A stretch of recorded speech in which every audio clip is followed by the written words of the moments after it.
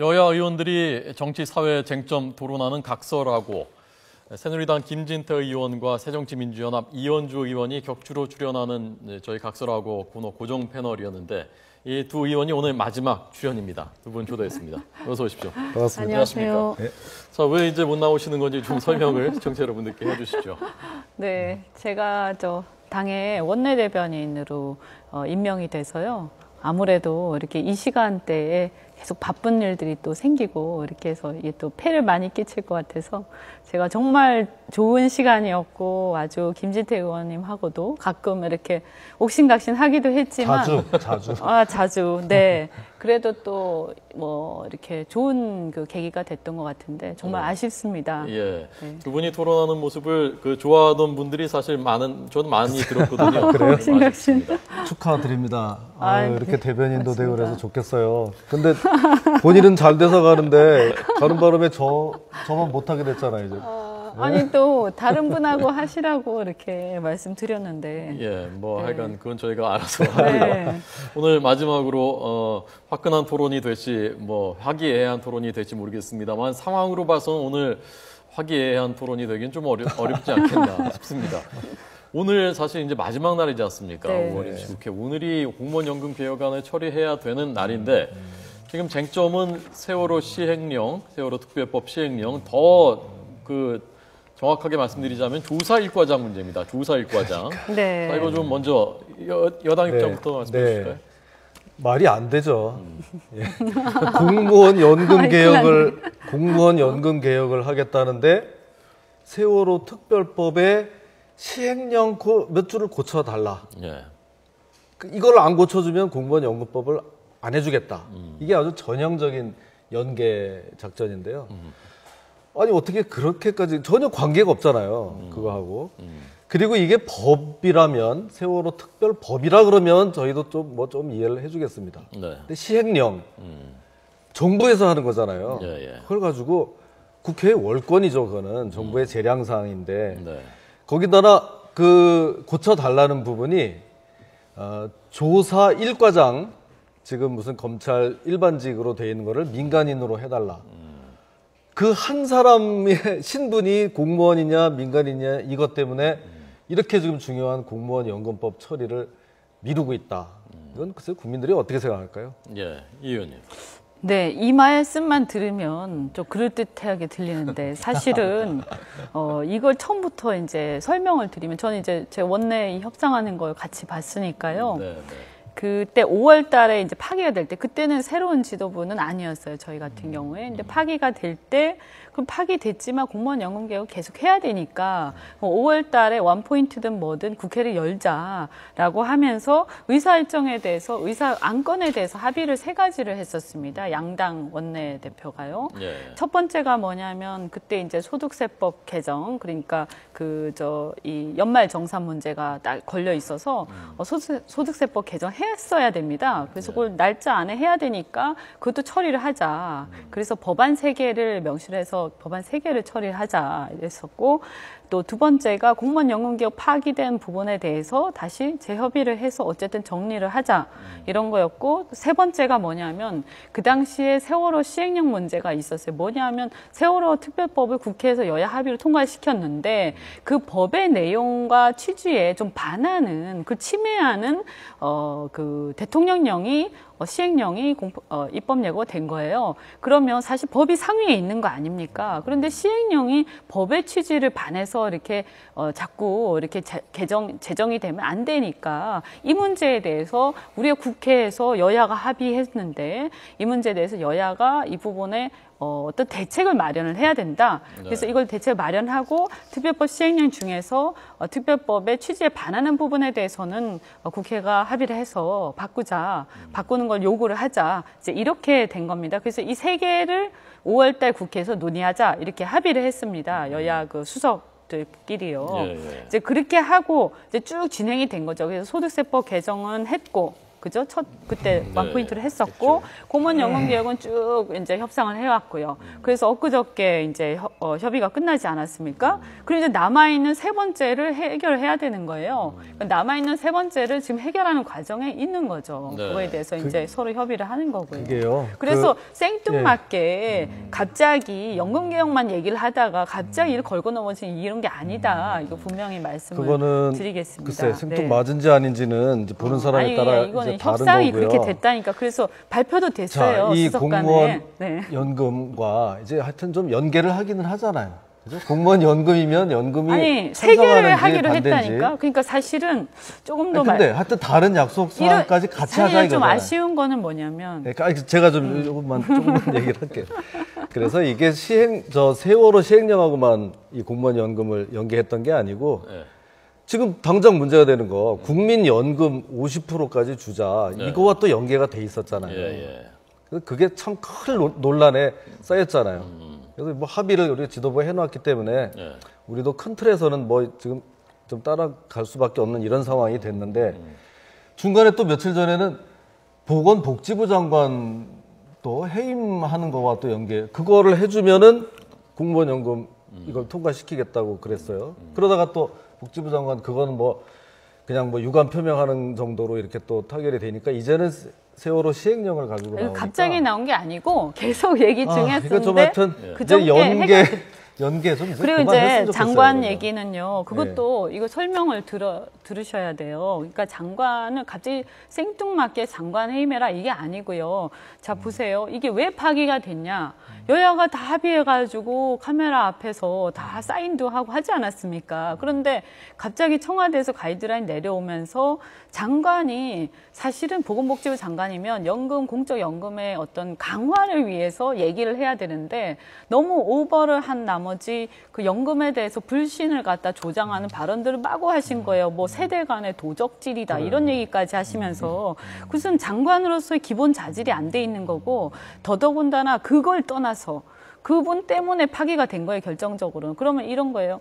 자, 이제 다시 합의했단 말이에요. 이렇게 합시다라고 재협의, 우리 야당 입장에서 한 발 물러나서 파기가 됐는데도 불구하고 다 던지고 싶지만 그래도 국민들도 보고 계시고 이러니까 합의를 다시 했는데 이거 합의하면 뭐하냐. 또 장관이 갑자기 이상한 얘기를 해서 틀어버리면 그럼 국회가 합의한 게 그 국무위원인 장관이 얘기 한마디 하면 틀어지는 이런 상황이 있을 수가 있느냐. 네. 그러면 조금 장관한테, 그러니까 장관한테 이 문제에 대해서 다시는 이런 일이 없도록 뭔가 재발 방지책이 있어야 되는 거 아니냐. 사과도 해야 되고 우리는 해임 마땅하다라고 얘기를 하지만 김 의원님. 대안 내놔라 이런 거죠. 거기에 대해서는요, 그 장관이 세대 간 도적질이라고 한 것이 지금 발단이 됐어요. 그러니까 이제 야당 입장에서는 너무 과하다고 보는 건데, 그래서 저는 뭐 그렇게 과하지 않아요. 저도 그렇게 생각을 합니다.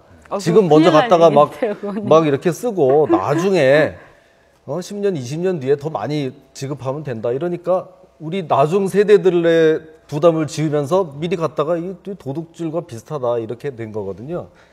근데 그 장관이 얘기한 그 표현 자체가 좀 학문적인 표현이에요. 저도 좀 그걸 알아봤어요. 세대 간 도적질이요? 네, 그게 학문적인 표현이요. 다른 대학교 교수의 논문에도 나오는 표현입니다. 그분도 좀 약간 너무 표현이 과하셨네요. 이거를 그 장관 자체도 경제학 박사세요? 그러니까 학자이기 그분이 때문에. 근데 이제 그래서요? 장관은 아니시잖아요. 예. 근데 한마디로 말씀드리면 문영표 장관의 해임 내지는 사과에 대한 재발방지책 요구는 그 연금 개혁 합의안을 합의안에 대한 어떤 실효성을 담보하기 위한 전제 장치로서 요구하는 거지 이게 별개 사안을 억지로 묶어서 하는 건 아닙니다. 이게 담보가 돼야 그 합의를 하는 게 의미가 있는 거예요. 세월호하고는 관계 없잖아요, 적어도. 세월호? 세월호는 원래 합의하기로 했던 건데 이게 아니, 그렇게 따지면 있으니까. 모든 거 다 하고 싶은 거 아니, 다 그러면 하기 전에는 못 해주는 그때 거죠. 파기하면서 수석 간에 협의를 갖다 요 세 개를 하자라고 한 거 아닙니까? 근데 하기로 했는데 나머지 하나가 해결이 안 돼 있으니까 하기로 한 걸 지금 하고 있는 거예요. 네. 저 지금 좀 그 협상이 물밑에서 다시 진행되고 있습니까? 네, 제가 알기로는 진행되고 있고요. 예, 사실은 알겠습니다. 이 문제는 꼭 여당 입장에서도 보면 국회 여야 합의를 자꾸 시행령으로 이걸 침범하는 건 여당에서도 이게 문제의식을 느끼고 있습니다. 자꾸 이런 식으로 하다 보니까 그 솔로몬 재판처럼 되잖아요. 네. 우리도 그걸 계속 고집을 부리다 보면 공무원 연금이 통과가 안 되니까 에이 그래 시행령 그냥 나당 원하는 대로 해주자. 그럼 이거 이제 통과하자 이렇게 가는데 예, 예. 그러다 보면 자꾸 원칙이 무너진다 이거예요. 저는. 예, 예. 시행령까지 국회에서 하자는 대로 다 할 수밖에 없게 되는 그건 거죠. 자, 이 문제는 근데 그건 큰일 날. 협상이 진행되고 있다고 하니까 좀 그 보겠고요. 네. 추이를 지켜보시고요. 황교안 그 총리 후보자 네. 이게 자격 문제에 대해서는 두 분 시간이 지금 많이 남진 않았는데요. 네. 자, 우선 이건 이 의원님 어떻게 보십니까? 통과시켜줄 만하다고 보십니까? 저희 당 입장에서는 네. 안 된다 이렇게 네. 생각을 하고요. 특히 뭐냐면 이분이 이제 법무부 장관이라든가 뭐 다른 어떤 뭐라면 뭐 검찰총장이라든가 뭐 이것도 아마 반대하는 분들 계실 거예요. 네. 그런데 총리는 좀 다릅니다. 총리는 기본적으로 국무조정실이 총리 밑에 있고요. 각 국무위원들의 업무를 갖다가 조정하는 역할이세요. 그래서 굉장히 유연하고 여러 가지 방면에 좀 멀티플레이어도 돼야 되고 그래서 사람들의 갈등을 조정할 수 있는 그런 능력이 굉장히 중요한데 뭐 이런저런 도덕적 문제를 떠나서 이분이 과연 그렇게 할 수 있는 분이냐. 그러면 지금 국정 운영이 제대로 되려면 이걸 잘하는 분이 오셔도 지금 여야 간 갈등이 굉장히 심각하고 청와대의 어떤 이런 개입 같은 게 굉장히 심각한데 우리가 이렇게 계속 시간을 낭비하면서 갈 수는 없는 거 아닙니까? 네. 제가 좀 말씀드릴까요? 이것도 좀 특정인을 지목해서 좀 죄송하긴 하지만 네. 전에 그 한명숙 총리 있었잖아요. 네. 그분보다는 100배는 잘할 것 같아요. 어떤 왜 갑자기 황교안, 그분을 또 그래서 좀 미안하긴 한데 아니, 왜 어떤 면에서 한명숙 총리 간첩 사건에 연루돼 있죠. 그리고 나서 총리 재직 시에 뇌물 8억 원 받은 거로 지금 재판 중이죠. 이런 분도 총리를 했습니다. 대한민국의 총리를. 황교안 지금 총리 지명자 같은 경우에는 그보다 훨씬 잘할 수 있습니다. 제가 근데 지켜봐 왔고요. 국회에서 뭐 여러 가지 언행이나 이런 거 신중하고. 근데 이제 제가 이런 식으로 청문회가 열리기 전부터 이렇게 얘기를 해서 그런지 저 청문위원을 안 시켜주더라고요.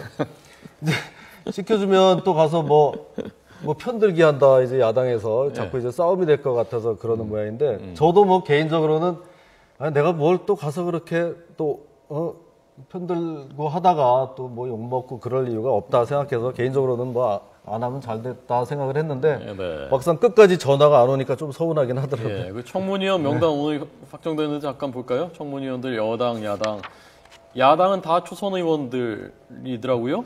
이 의원이. 네, 간사 빼 간사 빼고 의원식 간사 네. 빼고 박범계, 김광진, 은수미, 홍종학, 강성 의원들인데 초선이고요. 정의당에서 박원석 의원 이분도 초선이고요. 자, 여당 볼까요? 여당은 장윤석 위원장이 위원장이고 간사는 권성동 간사, 검찰 출신이죠. 네. 예, 그리고 김재식 의원, 김종훈 의원, 김희국 의원, 김회선 의원, 김회선 의원도 검찰 맞습니다. 예. 자, 시간이 다 됐습니다. 너무 검찰 출신이 많은 예. 거는 좀 그거 중립성에 문제가 있지 않을까요? 예. 세월이 빨리 가네요. 자, 두 분 이제 오늘 마지막 토론인데요. 네.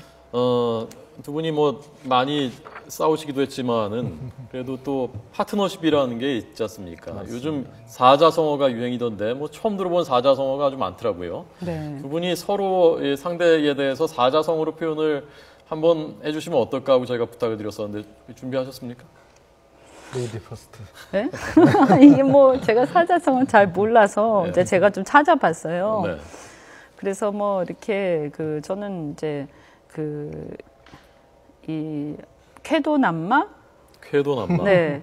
뭐 어떤 뭐 방송에서도 하긴 하는데 예. 좀 딱 와닿지는 않겠지만 좀 어지럽잖아요. 그래 어지러운데 우리가 항상 협상을 하면서 그 협상에서 서로가 못 받아들이는 어떤 본질적인 문제가 딱 있습니다. 네네. 그러면 그 문제를 해결해주면 형식은 좀 다르더라도 서로 받아들일 수 있는 거거든요. 그래서 그런 어떤 협상의 지혜 이런 걸 발휘할 수 있으면 참 좋겠다, 여야 간에. 그래서 이제 지금까지 김진태 의원님하고 많이 이렇게 공방도 벌이고 했지만, 그런데 또 한편으로 보면 또 들으면서 좀 과했어요. 제가 아직도 이해 안 되는 부분이 많은데, 그래도 이분은 이런 생각을 하시는구나. 근데 보니까 또 성장 배경이라든지 또 여러 가지 경험들이 좀 이해가 가는 측면이 있습니다. 이런 경험들을 많이 했기 때문에 이런 생각을 하시는구나. 국민들도 마찬가지일 것 같아요. 네. 네. 네. 사자성어요. 사자성어가 아니라 사자성어. 사자성어로 아주 연구를 많이 했는데요. 리자. 시원섭섭.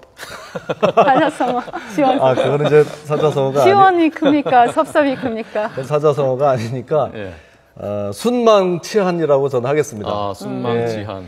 할 때는 아유 조금 뭐 사실 좀 얄미운 생각도 들고 그냥 뭐 이렇게 그 조목조목 또 반대하고 나오고 하니까 그랬는데 네. 막상 또 그만한다고 하니까 서운하고 네. 이제 못하게 되니까 저까지도 이제 TV에 YTN 이 참 좋은 프로에도 잘 못 나오고 그야말로 입술이 탈이 나니까 이제 이까지 시리게 됐다 이런 생각합니다.